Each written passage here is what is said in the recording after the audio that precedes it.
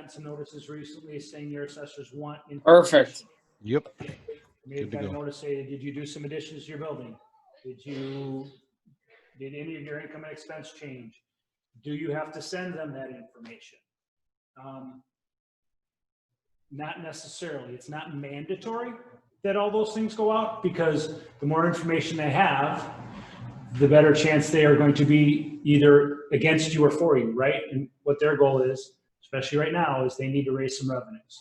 So what are they going to do? Are they going to increase your taxes? They're going to increase your mill rates? They're going to increase your assessments? We don't know. So that's why it's important to really keep an eye on whatever happens over the next 3 or 4 months with the notices you get, requests for information, etc. It is important that on a grander scale, that we look at things is we look at, when we take a look at a property, we're going to look at, can we or can't we make any money on this? Because we do these most on a contingency basis, right? So if we can't save you money, then we're not going to do it. But it doesn't mean that you can't do some of this yourselves. And that's where it becomes really, really important to keep an eye on what the notices say, what the deadlines are, and when the dates are for the information that they request. If you want to appeal, right, they're going to give you a certain time frame where you have to say that you want to appeal or apply to appeal and get them certain information. A lot of times that can be an informal conversation with the assessor, and you can kind of present your case to a degree, and they can always deny it, right? So the next step after that is go what's called the board of review. I don't know if any of you have ever been to a board of review. It's usually a group of citizens in the municipality where you are that basically review your information and the assessor's information and feel whether it's valid or not. Keep in mind, at a board of review, the assessor is assumed correct. Okay, so at the board of the review level, the assessor is deemed to be correct, and it's up to you to provide information to get the board to try and change their mind. So if you can't do that, the board of review can say, no, we agree with the assessor. You haven't shown us any information to say that it's not correct. Your assessment stays as is. Okay. The other process, at least in Wisconsin, after that, is you can actually file a lawsuit against the city. At that point, the assessor is not deemed to be correct. It's like a trial. So you can present your information. They have to present their information as to why they came up with that value. Okay. So there's 3 ways that the assessors are supposed to come up with the assessed value. Number 1 is fair market value. Look at comparables, look at all these other things. What is the fair market value of my property on January 1st, right? So again, it's at January 1 day, it's important. The second is income and expenses. If you're going to file an appeal, they will ask you for your income and expenses. If you do not give them those, they can deny your board of review right away, and you're done. So it used to be that they could informally ask for it. If you didn't give it to them, they could take a look at things and still maybe listen to your board of review. After last year, they basically said, if you don't give us the information you request, if it's not signed correctly, if it's not filled out correctly, they can deny you at the board of review and your appeal process is done. So we've actually had a couple of appeals that were thrown out at the board of review because on one of the forms we put NA instead of not applicable. And they said it wasn't filled out correctly. We don't have an argument because it's not a case in front of a court. They denied it and said, you're done. You have to wait till next year to do anything. And we're talking bigger properties at this point that they're paying $100,000 a year in taxes or more. And so it makes a huge difference in their operating expenses, right? So even on all of these, and whatever level you're at, that is one of the things you have to keep in mind is you have to be very detailed in all the information you get and all the information requests you get and all the forms you fill out. The dates are not consistent across municipalities, across counties. One date they send you the information, say you have from May 1st to May 15th to file an appeal. One may be from May 15th to May 27th. They may give you a week. We never know what it's going to be until it comes out on the notification. So it's very important to keep an eye. If you've got one from one city, the other city that you're in, if you've got property, could be completely different. So it's extremely important that you keep an eye on what those notifications say and what those dates are. And again, step process, start with the assessor, informally get in front of them and talk about it. You have to file the right to appeal with all the paperwork to be able to go to the board of review. If that doesn't work, then you have to go to basically civil court and go through the process. This is something we do a lot of. Again, we do it on a contingency basis. One of the things that we always look at is how much time is it going to take for us to get an appeal or get a reduction, and obviously what kind of revenue are we going to get out of it. So we may take a look at a property and say you're paying $25,000 in taxes, and we can get you a 20% reduction. Okay, it's a decent sized reduction, but is it going to cost us 20 hours of work? How are we going to do on that? Sometimes we'll look at those and we can consult with those, and in advance we will tell you if we think we can do something, and we'll also give you an advantage of saying, look, you're not talking about a big dollar savings, but we know we're very confident we can get a reduction. We'll do this on a contingency basis, but it might cost you that 1 year. So if we get a $5,000 reduction, it may cost you that $5,000, but guess what? Next year, that's all yours. It's that annuity that you're going to have that going forward. So those are risks that we're willing to take and take on those types of jobs. It's all going to depend on what that risk reward is for us as well. So that's something to always keep in mind, right? What questions do you have? It's kind of basic to a degree, for at least for us, because we do so much of it. And sometimes, I look at the big picture, but you guys deal with this every day. What questions do you have? Is there like a property value that you would really, I guess, wholeheartedly start considering? I mean, obviously, if you have a duplex and your taxes are $4,500, it's paid. Yeah, I mean, we look at it as what is the tax dollars that you're spending. The higher the value of the property, the more you're going to pay. So in Wisconsin, roughly, every municipality is a little bit different. Every $1 million is about $30,000 in taxes. So if we look at that and say, hey, you should really be at $700,000, and we're going to save you a third of that, you're looking at a $10,000 savings, right? And at that point, we may say, based on how much time we think it's going to take to do that, it might cost us $7,000, but you're still going to gain that free. So we're going to look at those on a case-by-case basis and be able to say that. But one of the things I always want to stress is, look, just because you have a duplex and you're paying $10,000 in taxes doesn't mean that you can't take this process yourself and really be very diligent about walking through it and get that reduction. So, so the three ways that they're going to look at fair market value. What are your comparables? They're going to look at income and expense. And our big thing right now is, look, multifamily is a big part of this, because if you've had to do rent abatement, if you haven't had tenants paying rent, right, your income and expense has changed. And that's an argument that you can make to get your property assessment reduced. And then the third is replacement. Everybody talks about uniformity. There has to be some uniformity, right? You've got one building that's identical and they're different. Should they be uniform and assessed equally? To a degree, but they're also going to take in market factors. So if I'm looking at something in West Dallas versus something in the city of Waukesha, the factors are going to be a little bit different. So I can't necessarily use that for uniformity. So there's a lot of little things that go into that as well. But really, if you're talking, $1 million, yeah, we look at it. If it's 500,000 and we could think we could save you 2 or 3, it's going to be tough for us to do that. And for us, to really have the reward, those are more problematic. So you kind of answered it a little bit with how do they look at it, whether it's income approach or market value. Because I think I bought 12 of them this year. I think I lost every one of them on the front end. But one argument was really annoying because it was, I bought the building for $350,000 6 months ago. Right. And then they assessed it at $500,000. So my argument to them was, well, I just bought it for $350. Yep. How can you say it's worth $500? Right. And they said, well, you got a good deal on it. It's worth $500.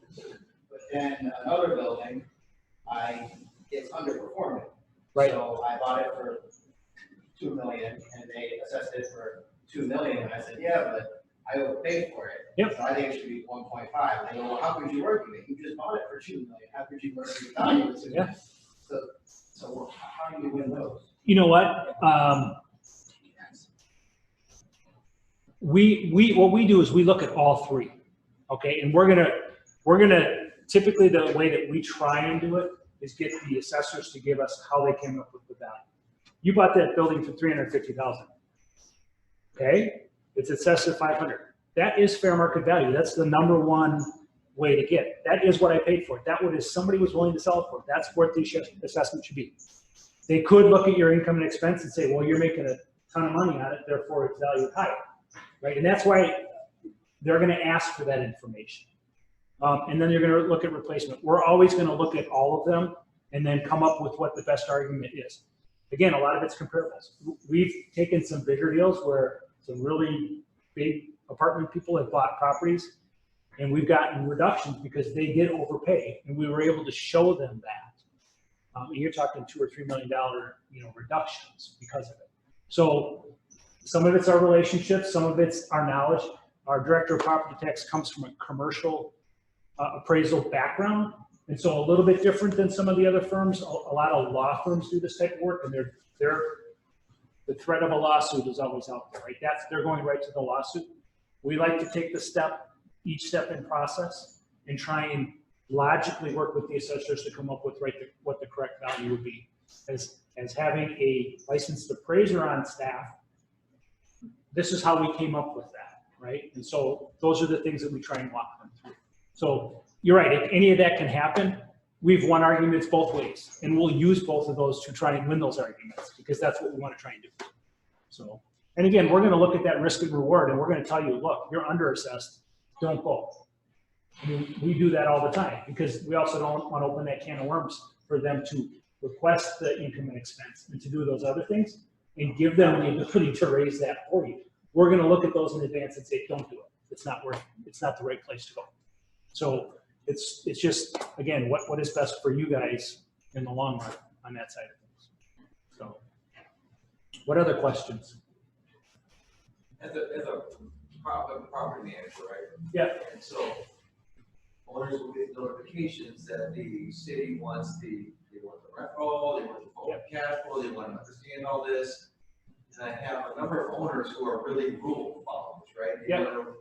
They requested, they wanted to pull up the rent roll, pull the cash flow, like this is really bad for them. Yep. This really did look really good. Yep.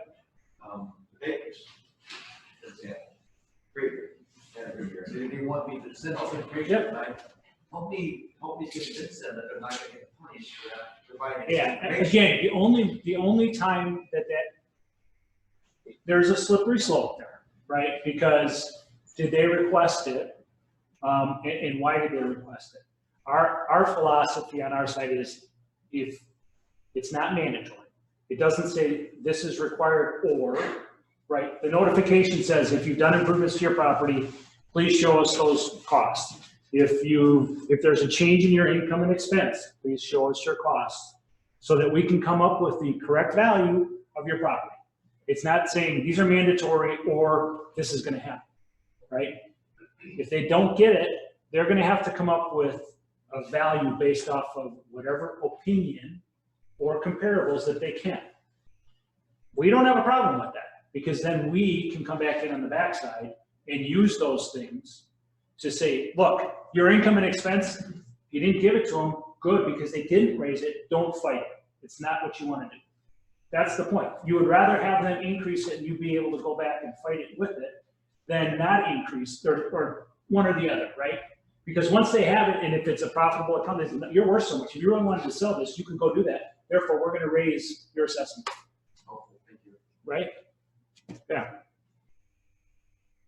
And again, a lot of times in situations like that, I'm going to take a look at what we have access to a program called CoStar. It's going to give me a list of all of the assessed values on most properties, that I can look up, or I can look on the county website. We're going to take a quick look at it and say, don't fight this. Don't give them the information. If they raise it, that's when you take another look at it, and we'll say it's worth it for us to get, or then you can go in and argue it that way. So, yeah. But again, once you give it to them, they have all the information they want, and they can really go through the process and increase it. What else? Comparables. You know, there's so many different comparables you can look at. You know, they're going to look at the, just like selling your house. What are you going to do for, you know, your appraisals? They're going to find something to make it work, right? You know, we're going to do the same thing, but we also, if we're going to take it to a fight, we have to be logical to come up with realistic comparables. You have to do the same thing. You can't take a rundown duplex and compare it to a 10-year-old duplex and say, well, that one's worth this is worth that. You have to find realistic comparables if you're going to fight it that way. And we do things like that all the time. So, you have a question, Brian? Yeah, they said, so I remember one of the properties we tried on our own too, and they denied it. Yep. And they kind of sound like, when I was talking first, they said they kind of just like set like a base cap rate for the area. Is that kind of what they say, like, this is a code, you know, an A cap? Yeah. Do they take into consideration, right, if it's a 50-unit apartment building versus a duplex, obviously the cap rates are much different. Yeah. They kind of take all that stuff into Well, consideration. keep in mind, you change a cap rate of 0.5%, especially in a bigger property, it can make a big difference, Yeah. right? And again, those are the things that we try and do in advance with the assessor for them to lead their hand as to how did they come up with the value? What cap rate did you use? What comparables did you use, right? If we have to go to file a lawsuit, we do discovery. They have to give us their information, just like you're going to court. How did you come up with this? Did they plug a number in and take a 3% increase across the board? Maybe. You know, what did they do? They kept it the same 5 years in a row and then they decided to increase it? Why? They don't have the ability to go through every property. There's no way, right? So a lot of them are using these programs to take increases and run comparables and plug a number in and say, okay, you know, this is what it is. But again, we try and get that information because we can argue a lower cap rate. If it's 0.5% lower, it's a lot. It can make a big difference. So you're right. It is important. But again, if you give them that information, we can't argue it. But if they come up with something, then they have to share it with us and we can argue the opposite. So it's a good question. What else? How realistic is it to win being somebody that owns one property, right? You know, I will tell you, last year we've struggled since May to get any assessors to do anything. We have a lot of lawsuits right now, but I will tell you this: we typically, with the way we do it, we only charge for the year that we're working on. If we have to go into a second year because we filed an appeal for 20 and now we're going to get a change from 20 to 21 and 20 and 21, so they're going to have to go back and reduce 20. And they're going to reduce 21. Those are times where we'll get paid for both years, but it's difficult right now. The other side of that is, what are the mill rates going to do? Municipalities have laid people off. They're struggling for revenue. How else can they increase taxes? Really, it's just property taxes. They can change the mill rates. Where else can they go? They can't go and sell more products, right? Because they're going to get sales tax. They rely on others for them. In order for them to do that, you have to go to the state to get an increase, or they have to raise their county and city property taxes. So the next 2, 3, 4 years are going to be very interesting in that. It's not easy. It does take work. You have to be very diligent. If you're willing to go to court on some of those or smaller claims, go through the process because it's your time, but it could be worth it in the long run to save $2,000, $3,000, $4,000, $5,000. Because not only this year, it's next year and the year after. If that base starts higher and it keeps increasing, it's different than it starts here and only increases, right? So it's worth the effort and the time, but you have to be very diligent about following the process, dotting your I's and crossing your T's and have everything correct. Or you can just say, no, this was missing, the board review, you're done, you gotta wait another year to do it. So, yeah. So increases under 5,000, it can be done in small claims. You know what, don't quote me on that for sure, but if it's not a big number, you still have to file it, but you can do it yourself. You don't have to necessarily hire an attorney to do it, right? You can walk in and do that if you can have comparables. You just need to be able to have that argument and not get flustered, right? You bought it for $350, they're charging you $5. That is fair market value. That's number one. That's how they're supposed to start. How can they do that? That's what it was only worth to me. That's what I paid for it. That's what the buyer was willing to sell it for. How can I be charged $500? I mean, that should be a very winnable argument, logically, right? But, the assessors deemed right until after the board of review. So you have to get through that process and at least file with them. And a lot of times, they don't want to go to court. As long as they know you're serious and willing to take it that route, then after the board of review and once the trial is set, they may try and negotiate with you then. A lot of our deals get done before we have to go to court, but we have to have that ability to file in order for them to get there with us. So it does take a while to get through that process. And sometimes they set the court dates out 6 months. And you have to pay your taxes before that. You can't not pay them because otherwise you're in trouble and you're paying late fees and everything else. So you do still have to pay them, but you can still fight it. What else? If you've already paid, like we already had the sticker shock, we already paid it. Yep. You just, all right, whatever. Now we're listening to you and getting excited about fighting it. Hmm? Can we still fight what we just paid? Sure. Even if you didn't check the box, pay on the protest or again. Yep. Yeah, because you're going to get an evaluation, right? So again, keep in mind, they've set the mill rate and they've given you your taxes for 2020, but now they're going to set your assessment for 21. So 20 is over with. So you really can't fight 20. Yeah, you can't go back and fight it. But once you should be getting your assessments between now and the end of March for most municipalities. Some of them will wait till April or whenever they send them out. But again, you have to be, especially on the management side, if you're getting them or if the owners are getting them, they may not look at them and really think much about it, right? But those assessment dates, the appeal time frame can be very limited. Some municipalities give you a week. That's it. If you don't file the right to appeal within that week, you can still potentially file to go to the board of review. It depends on the municipality and some of the rules. So there's so many little things that happen, but the dates are important. You have to pay attention to those.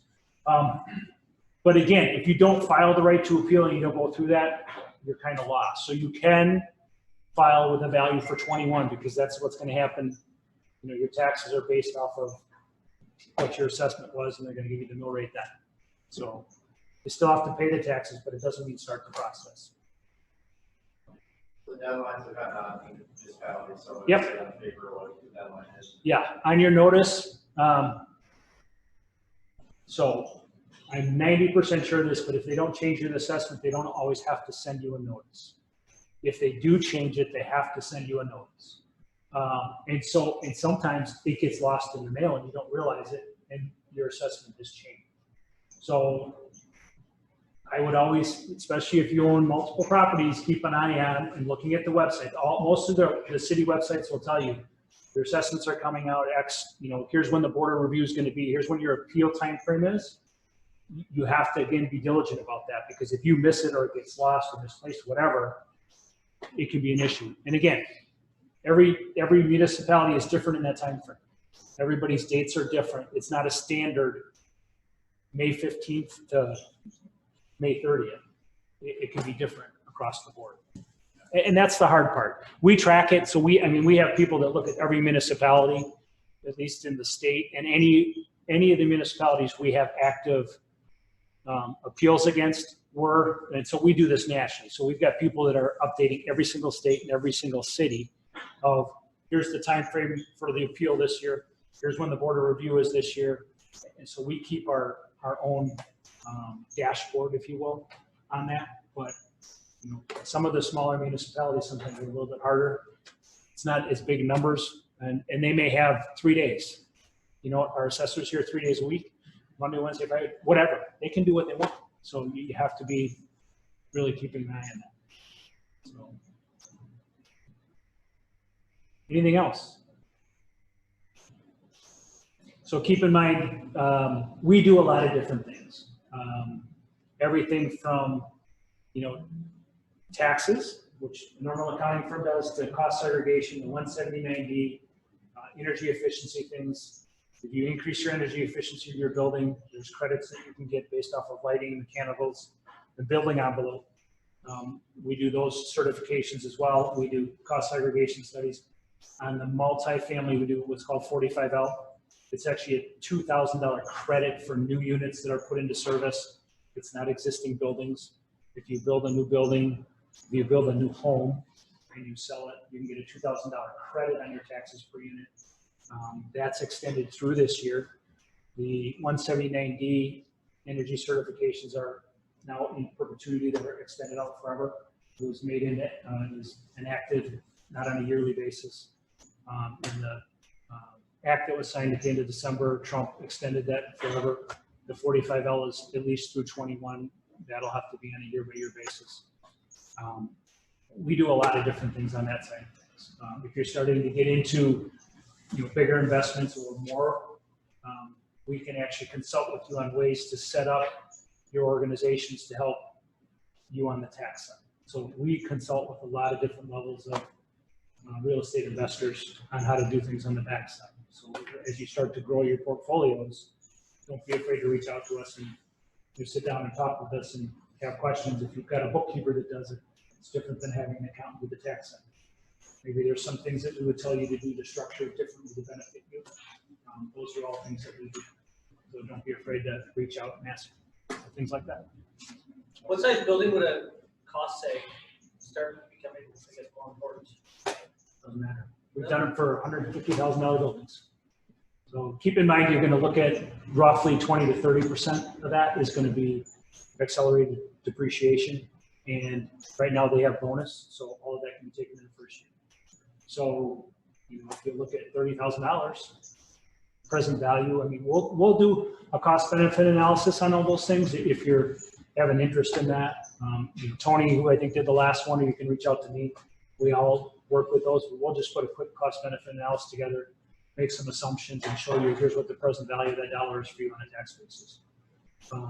The bigger, the better, if you want to call it that. We're looking at some pretty big deals right now with some people that bought some big properties, but the small ones, I mean, that's a big difference, right? When you can depreciate that and drop it into your personal taxes, that's because you're taking the losses. There's a benefit there for you. We did one on a guy who bought some storage units out in Watertown. We actually went back because now you can do a net operating loss look back based on some of the changes. He had a $40,000 refund from his personal taxes that he had paid for the last 5 years. So, I mean, there's a lot of things. And again, I'm not a tax specialist, but those are things that can happen based on things that we could potentially help you with if you have an interest. So, keep that in mind. One question from the online there. Yeah. Ron said, my 2020 tax assessments increased 60% over 2019 across 10 properties. Wauwatosa? Is there a way to argue that year-over-year increase is unrealistic versus market increase? So he's in Wauwatosa, I would guess? No?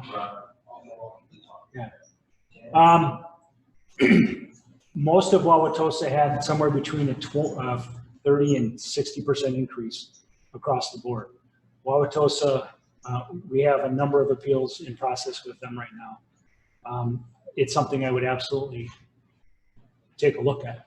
Yes, the market, again, yes, if you look at what the market has increased through 19 to 20, maybe it's worth it, but depending on the properties, 21's a different year, right? And keep in mind, if they took that big increase, they may stay here for 21, but in reality, they should come down.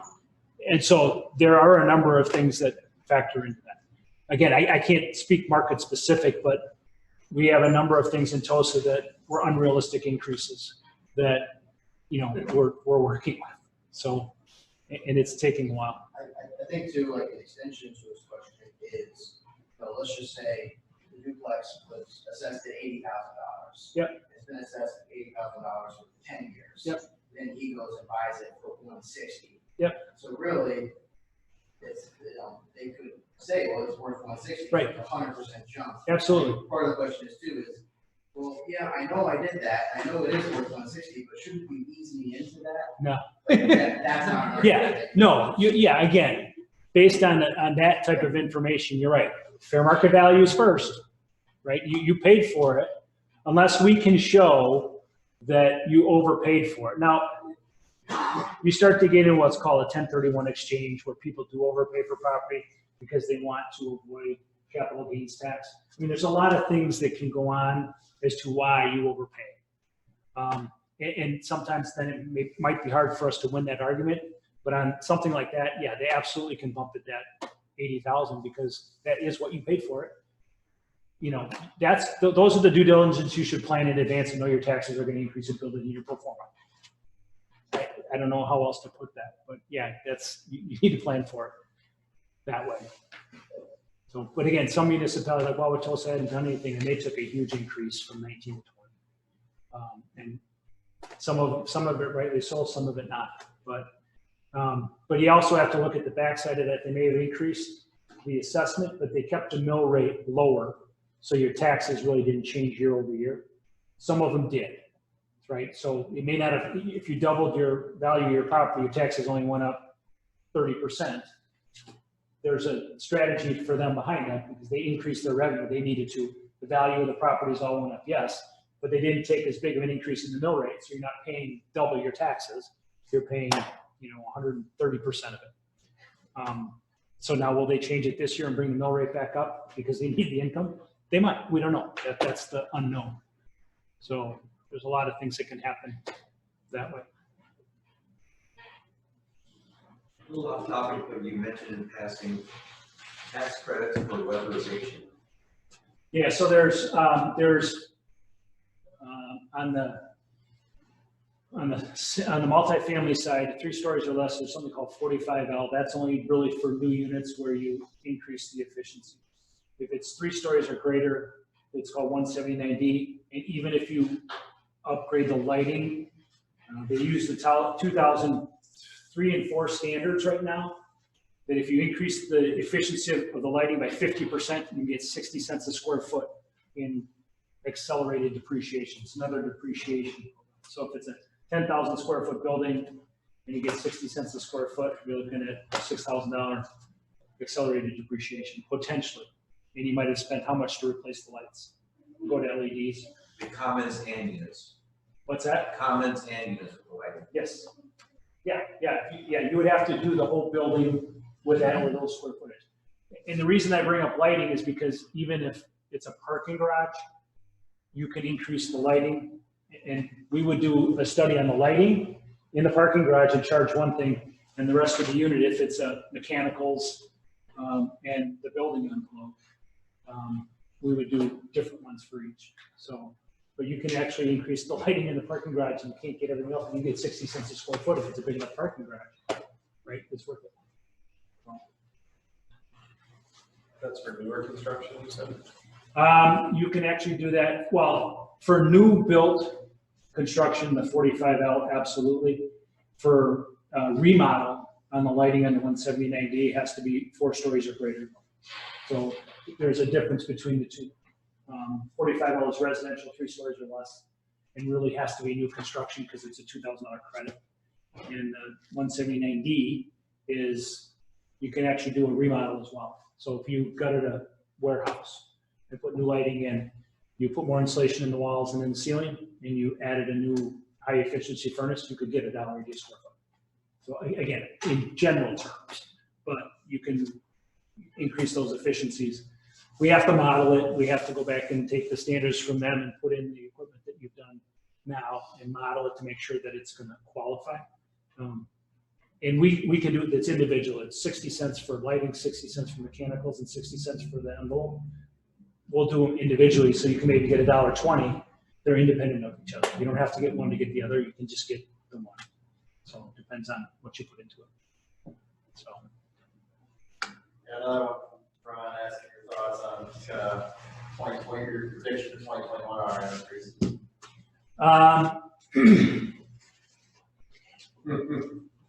It'll be interesting to see because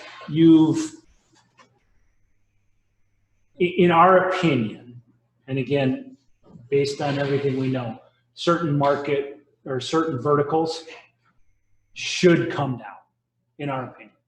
Multifamily being one of them because, well, depending. Class A building's a little different. Class B and C, in our opinion, should probably come down. you're not gonna be able to sell them. The market values come down, your income and expenses have come down. You know, if you're having to spend more in cleaning and upgrades and putting in air purifications and all of those things, your expenses have gone up. So in our opinion, we feel they should come down. Office, we feel should come down, right? You've got renovations, you've got, you know, short-term leases. People aren't renewing long-term, they're doing 1 year instead of 3 or 5. I mean, all those factors play a role in your income and expense, and we feel they should come down. Hospitality, it should really come down. A lot of retail, restaurants, et cetera, all of those values should really be affected. Industrial warehousing probably, you know, stay the same or come up. Again, part of the problem is, as a municipality, they have to raise revenue. How are they going to do that? So will they change the mill rates and leave the assessed values the same? And again, our argument then would be, well, the assessed value should come down because the value of the properties come down, however they work that. So it'll be interesting to see what they do. And we're gearing up for a lot of appeals this year, really. I mean, I've been really busy the last 2 weeks, just with people starting to get notices and do I send this in, don't I send this in? You know, what do we do? Yeah, I think it's going to be a pretty busy year, not only from us, but even from individuals, you know, looking at their values. You know, single family homes, they're going to go up. The market values have gone up because there's not so many supply, and so a lot of people are getting a lot more for their single family homes. But on the investment side, I think there's an argument to be made that some of that should come down and stay flat. So what else?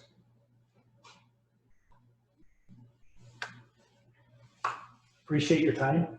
I'm assuming Brock will have my contact information that will go out with everything. Don't be afraid to reach out, ask a question. Again, I'm not an accountant. I don't know all that stuff, but I have no problem lobbing a question over to one of our tax partners and say, hey, I got somebody who's got a question on how to set up their, you know, real estate and help on a tax basis. And we'll have an introductory call with you, and they'll ask questions that I don't know how to ask. You know, like, what's your situation like, and where do you want to be in 5 years? What's your plan? How can we help you get there? You know, all of those things can play a factor. So, and we work with our main bread and butter is small to medium-sized businesses. So I don't think anybody's too small or is anybody really too big, because we'll work with some of the bigger players as well.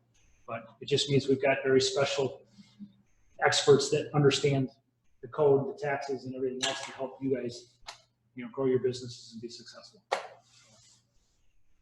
That's it. Thank you much. Appreciate it.